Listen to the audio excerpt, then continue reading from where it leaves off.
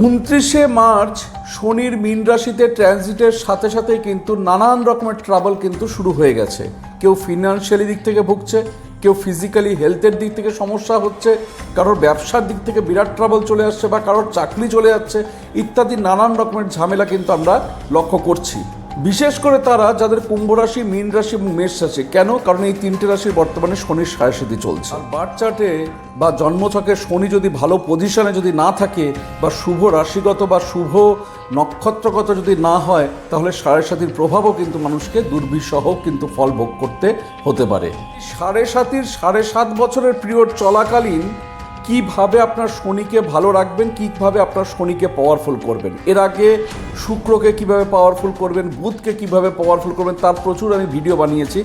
আজ আমি বলবো শনিকে কি করে পাওয়ারফুল করবেন, বিশেষ করে যাদের সাড়ে চলছে। আমি মূলত 8টি উপায় আমি আপনাদের আজ শেয়ার করব।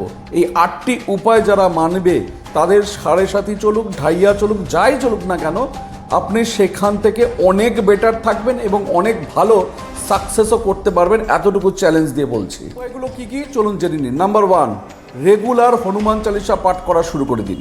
নাম্বার 2, কি করবেন, প্রত্যেক মঙ্গলবার এবং শনিবার করে সুন্দরকাণ্ড পাঠ করা শুরু করুন। যদিও সুন্দরকাণ্ড অনেকটা বড়, যদি পাঠ না করার সময় পান তাহলে অবশ্যই শুনুন। নাম্বার 3, যারা এই সাড়ে খুবই কষ্ট পাচ্ছেন, প্রচণ্ড সমস্যার মধ্যে দিয়ে আছেন, তাহলে বলবো প্রত্যেক শনিবার করে সন্ধেবেলায় অশ্বত্থ গাছের গোড়ায় গিয়ে একটা মাটির প্রদীপের মধ্যে সরষের তেল দিয়ে জ্বালিয়ে চলে আসুন। 4, সুযোগ বা সময় যখনই পাবেন সেই সময় পাখিকে হোক, গরুকে হোক বা কুকুরকে হোক খাওয়ানোর ব্যবস্থা করুন। নাম্বার 5, ঘোড়া বা অন্ধ লোকদের যতটা পারবেন আপনার মতো আপনি সাহায্য করুন। নাম্বার 6, প্রত্যেক দিন সকালবেলায় কিছুক্ষণ সময় হলেও খালি পায়ে ঘাসের উপরে হাঁটার অভ্যাস করুন। 7 আর 8 ভেরি ইম্পর্টেন্ট।